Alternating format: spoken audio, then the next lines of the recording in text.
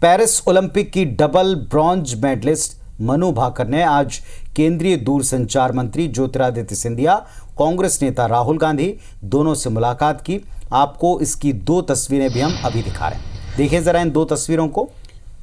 तो मनु भाकर चूंकि 2 bronze medal जीते हैं पेरिस ओलंपिक में और दूसरे ही दिन शूटिंग में ब्रॉन्ज जीतकर देश को पहली खुशखबरी दे दी थी। बाद में मनु ने एक और ब्रॉन्ज जीतकर इतिहास रच दिया। केंद्रीय मंत्री ज्योतिरादित्य सिंधिया और राहुल गांधी से उन्होंने मुलाकात की। इस दौरान मनु भाकर के साथ उनके माता पिता और कोच जसपाल राणा भी मौजूद रहे। हरियाणा के झज्जर की रहने वाली हैं मनु और उन्होंने विमेंस 10 मीटर एयर पिस्टल और मिक्स्ड इवेंट में एक ब्रॉन्ज मेडल जीता। मनु एक ही ओलंपिक में 2 पदक जीतने वाली पहली भारतीय बन चुकी हैं। तो पहली महिला एथलीट हो गई हैं जिन्होंने एक साथ एक ओलंपिक में 2 पदक अपने नाम किए और ये 2 नेताओं से उनकी मुलाकात उनके माता पिता और कोच के साथ। पुनीत, यहाँ पर ये महत्वपूर्ण है कि सिर्फ महिला एथलीट नहीं है, वो पहली भारतीय एथलीट बन गई हैं, क्योंकि आज तक किसी एथलीट ने ऐसा नहीं किया है कि ओलंपिक में एक ही ओलंपिक में जो 2 पदक जीत कर आए। बैक टू बैक ओलंपिक्स में पदक जीते हैं सुशील कुमार ने और उसके अलावा साइना ने भी जीते हैं, पीवी सिंधु ने जीते और इस बार नीरज चोपड़ा ने जीते। लेकिन एक ही इवेंट में 2 पदक जीतने वाली ये पहली भारतीय बन गई है। ये एक बड़ा और अनोखा रिकॉर्ड उनके नाम पर है।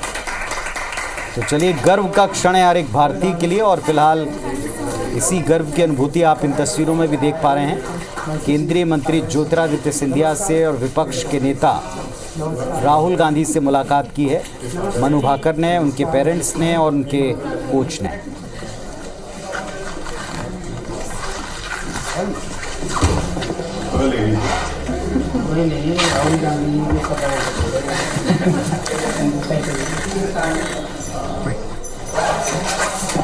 तो वैसे तो सबको हितेश ये उम्मीद थी कि अब की बार निशाना गोल्ड पर ज़्यादा लगेगा, लेकिन चलिए 2 ब्रॉन्ज मिले, एक साथ मिले और 2 इवेंट्स में बैक टू बैक मिले, इससे खाता खुला और अभी तक फिलहाल गोल्ड भारत की झोली में नहीं आया और एक छोटी सी उम्मीद जो हम कहें धूमिल हो गई पिछली रात को।